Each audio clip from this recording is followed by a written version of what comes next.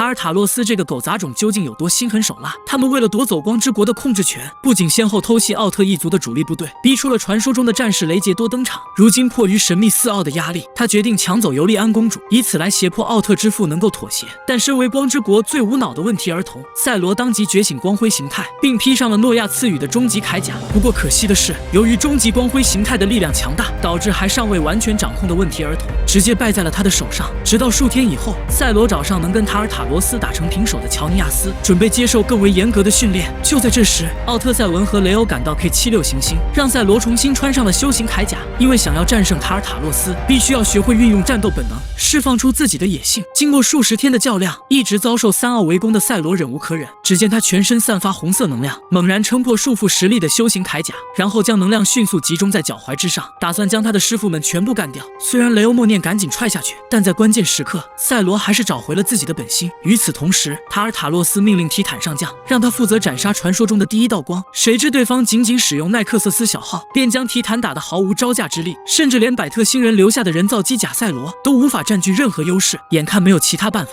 塔尔塔洛斯挥手击退3名杂兵，准备亲自出手干掉对方。不料奥特赛罗根据阿斯特拉的指示，奋力阻止了敌人的脚步。你个老六原来也不过如此，让你看看老子怎么收拾你！只见赛罗迅速切换狂野形态，并蓄力红色光球，瞬间打得塔尔塔洛斯火光四起。接着双手张开释放手镯之力，再次变成终极闪耀形态加入战场。同一时间，奈克瑟斯浑身散发耀眼光芒，进化出了完全体诺亚，然后原地射出诺亚闪电，成功超翻了人造机甲赛罗。另一边，问题儿童充分发挥特训成果，纵身将塔尔塔洛斯劈飞数米之远。最后在雷欧兄弟的帮助下，奥特赛罗狠狠拉动终极闪耀光之弓箭，将原先受到过的屈辱返还了回去。感受到赛罗的力量再度增强，于是塔尔塔洛斯率领阿布索留特一族来到暴雪行星，誓死与奥特一族分出胜负。可没想到，他还是低估终极闪耀形态的力量，被赛罗射出的闪耀艾梅利姆光线打成了重伤。他说，在那位大人完全苏醒之前，一定要夺到光之国，哪怕同归于尽也无所谓。塔尔塔洛斯纵身跃向战场上空，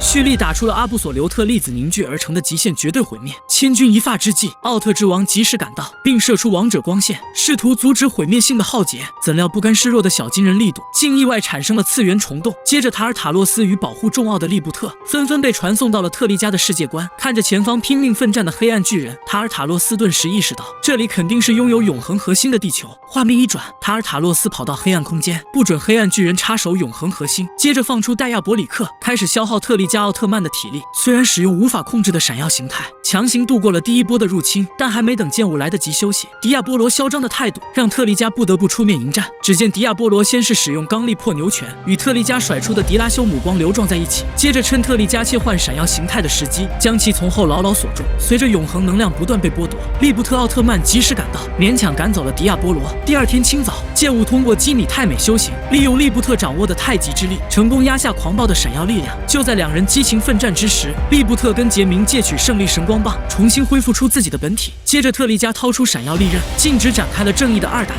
几个回合下来，特利迦先是使用天空光子重创对手，然后凭借永恒极旋乘胜追击的同时，挥手打出永恒爆裂，瞬间炸得迪亚波罗火光四起。为了尽快结束战斗，特利迦蓄力永恒杰拉迪斯光线，配合内斯蒂斯号与利布特的大招，成功打败了可恶的入侵者。战斗结束后，利布特告别真中剑舞，开始了次元之旅。而将迪亚波罗复活的塔尔塔洛斯，最后决定返回阿布索留特王国。